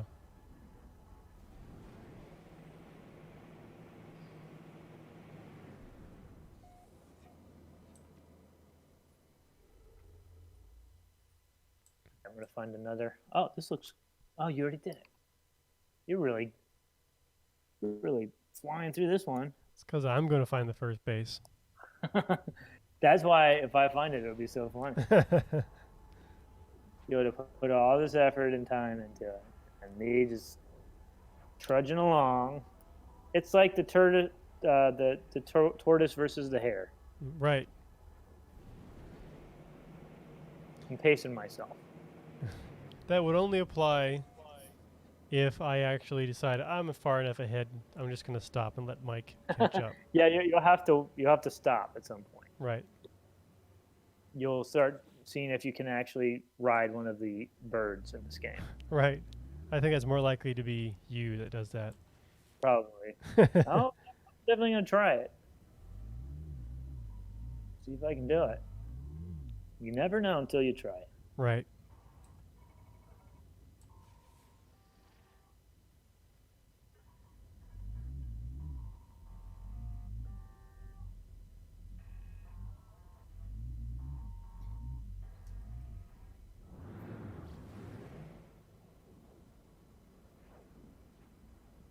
All right.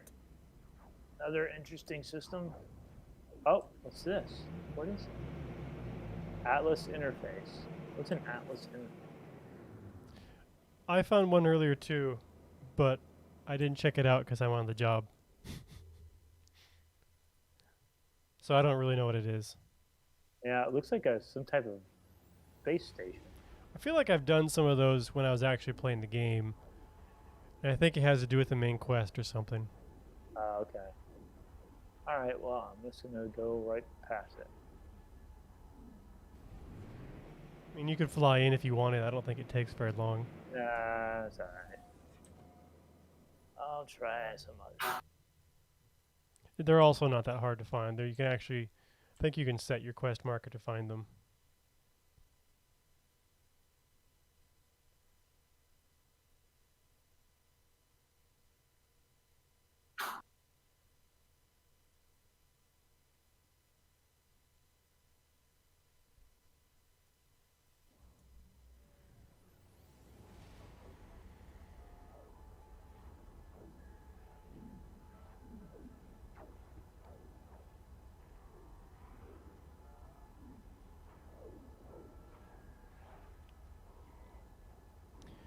So do you, go ahead. Oh, I was gonna say there are a lot of planets in this system. I didn't realize. It's gonna slow you down. Yeah. Wow. I'll have to do some searching here. What were you gonna say? So do you, want to make Archaeology Arcade a regular thing, or you Yeah, I just kind think of do it whenever we do it? What are you thinking? I guess it just kind of depends. I mean, I think we should definitely follow up um, with that Nancy Drew game. But she said it'd probably be about, sounds like it'd be a little over a week. So maybe we make that, maybe it can be like a bi-weekly thing. Or we could mix it in with other ones if you wanted to do that. That's true. Yeah, we can play other games. Episodes 1 and 2 and that kind of thing, maybe. But Do a couple yeah. different playlists on the YouTube channel. hmm Yeah, I'm definitely down for that. Doing it again. Barbara But thinks it should be a regular thing. oh, she liked it. Okay. Yeah. Cool. With 5 exclamation points. So I think that's pretty emphatic. Yeah. Well, if Barbara knows of any games and she wants to be a guest, Yeah, sounds Barbara. like she. All the games you've played. Is she not a? I don't think avid she's played gamer? any games as far as I know. Yeah, I definitely would be down with doing it. I think it's fun. Especially, I was wondering how that would go with just being kind of a story-based single player, but it's kind of nice not having to actually maneuver and just comment on the game. A little bit easier. Yeah, you could kind of just have a conversation and not. It provided you with content, Oh yeah, which which is nice. is what we have to, right here. We have to kind of come up with our content. So. Yeah, right. Like, didn't we already talk about that? Let's talk about it again. Yeah, definitely different. Very different. But yeah, I liked it. I said let's do it again. I guess we just have to think of maybe a list of some games that I feel like games that would. I guess the two will depend on audience. I feel like the Nancy Drew games are pretty in every one game really, but there's like Assassin's Creed those are supposedly based on. At least they do some research. I'm not quite sure how in depth some of it is, but I know some of the city represented certainly pretty accurate. Yeah, the cities are supposed to be like pretty extensive to the point where they actually have, in some of the newer ones, they have no combat settings. Where like basically, I think all the NPCs and things to do are gone, and you can just explore the city as though you are a tourist. Yeah, and it's been celebrated. I haven't seen any like deep dive into how accurate it is, but it's been celebrated as pretty impressive. Yeah, and I think they actually go to these cities and use like lidar I think so. Yeah. or like laser scanners to actually figure out.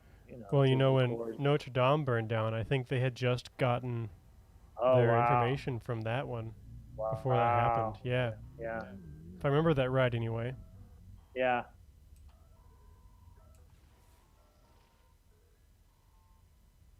So yeah, I say let's do it again, for sure. For Cool. sure with Rachel in that game, follow it up, and an hour may be enough time that especially if you could space the game out,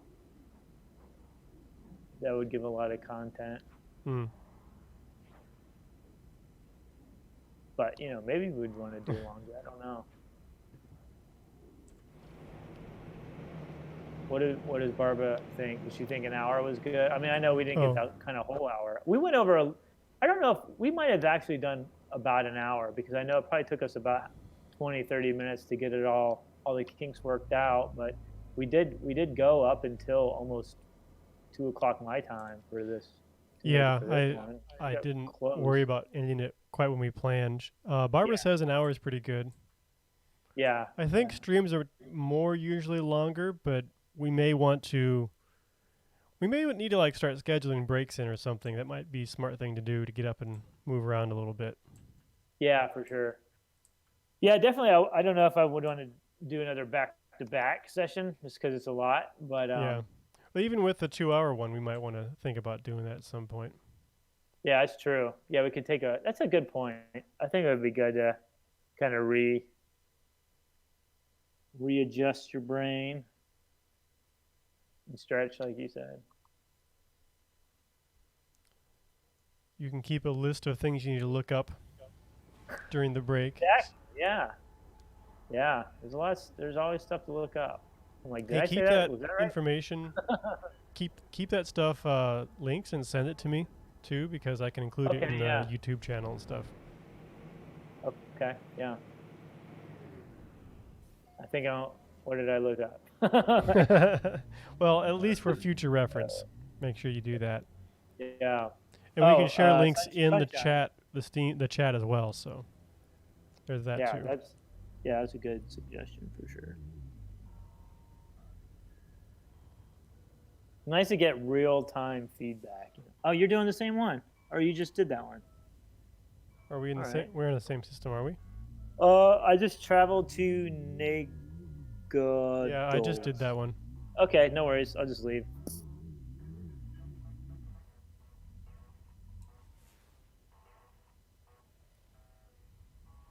No worries.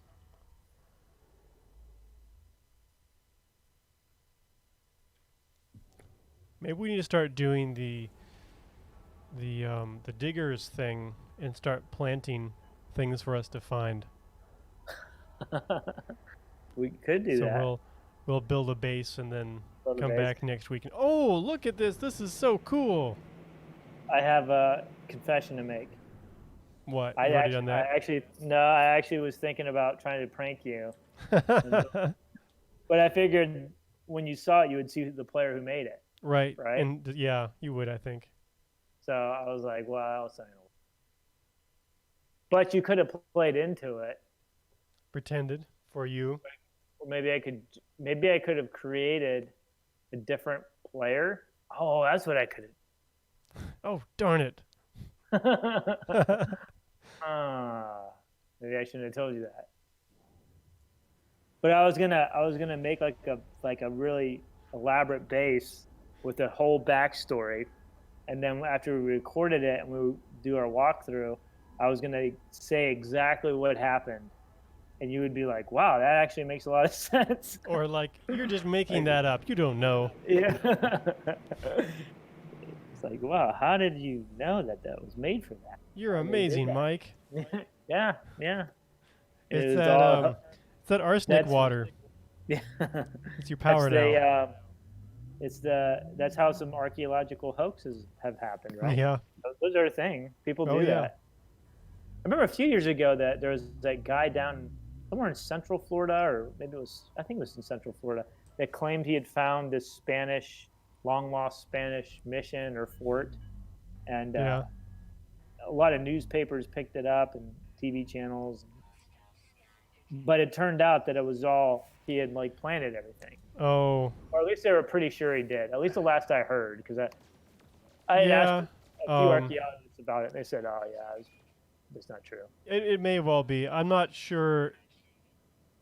The yeah, Barbara said he did. And I won't name any names, but there was the kind of the guy who's most close to that, uncovering that. Yeah, I know it is Barbara. I'm not gonna. He was kind of a little fishy too, so I don't know quite what was going on, but I haven't really looked into it either. But it is a thing. I mean, people have definitely done that People have definitely done it. Yes. in the recent past, but also you know, long ago, all sorts of hoaxes.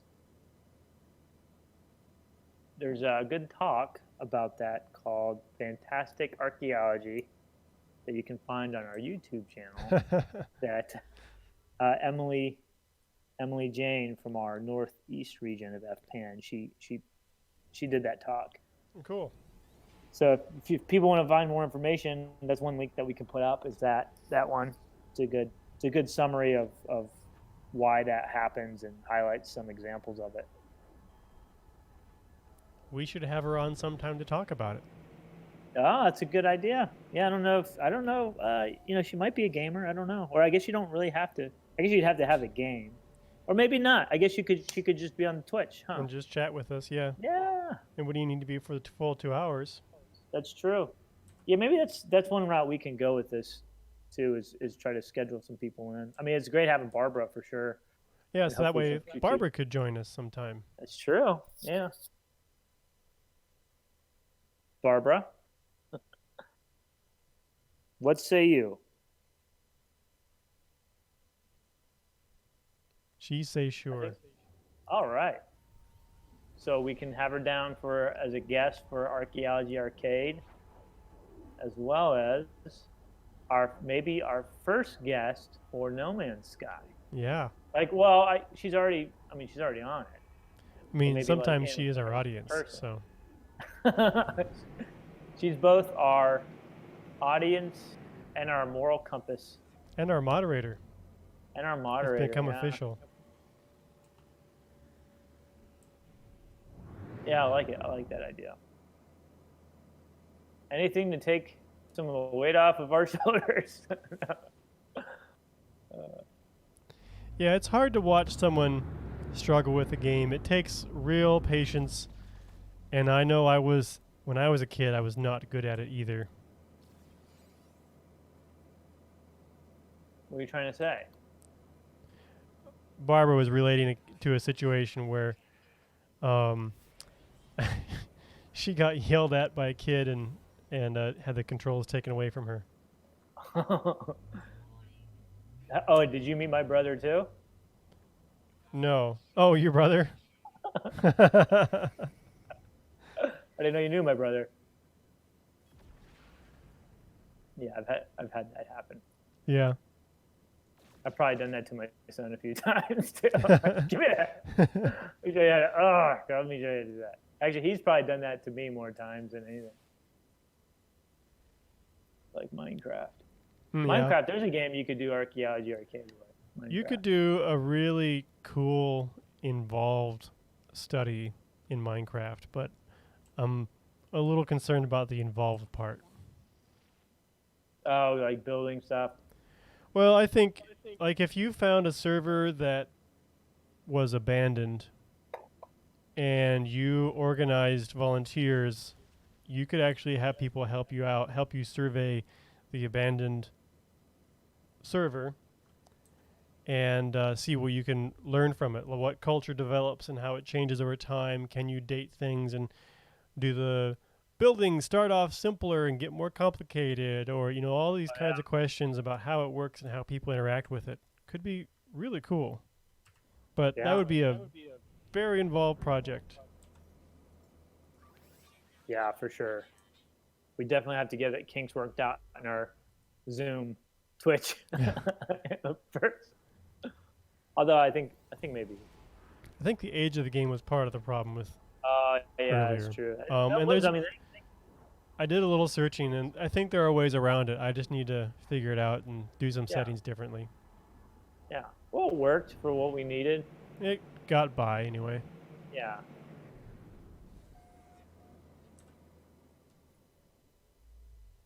Just edit all that first part out. Definitely.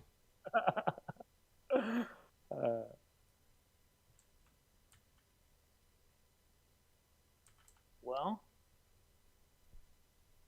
Well, it's getting let's see close to here. time, isn't it? I know. Yeah, I was just looking at the time. Plus, I was looking at my fuel. Plus, I was looking at the number of planets, and I was like, "Well, this is going to work out nice," because Yeah, I'll do one I'm more. almost done with fuel. Yeah, I'll just do this system and maybe head back. And unless we find something in this last minute, 5 minutes, then till next time. Maybe next time. I don't know. Even if we do find something, we'll wait till next time. Yeah, for sure. We'll mark it. If this I can say that this has none now. None. I'm headed back.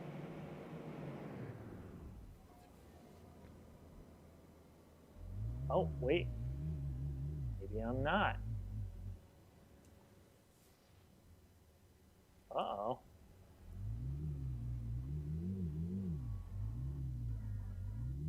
Oh, I'm probably out of fuel. I am, yeah. Well, all right, that's fine. We'll see you next time. Yeah. Oh, I'm not coming back there, but I guess I can just land on this planet and save it there. Yeah.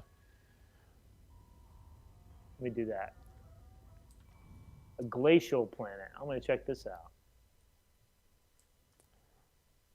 Bye, Barbara. See you later, Barbara.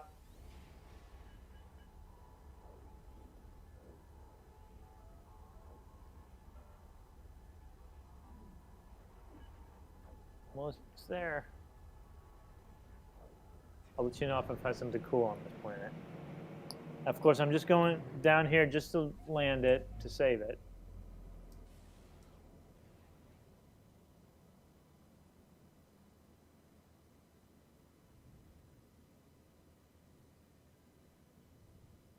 Go.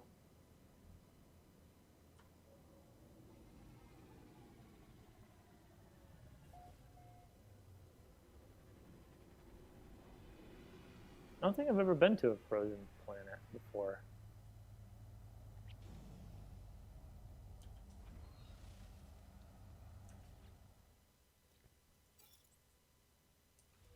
All right.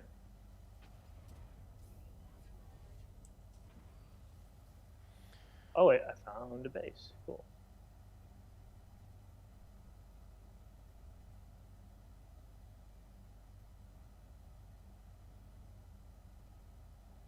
And now I'm stranded. Yep. Like Robinson Crusoe. Well, next time I'll either come pick you up, or maybe you'll spawn in the system I'm in, and we can just give you fuel again.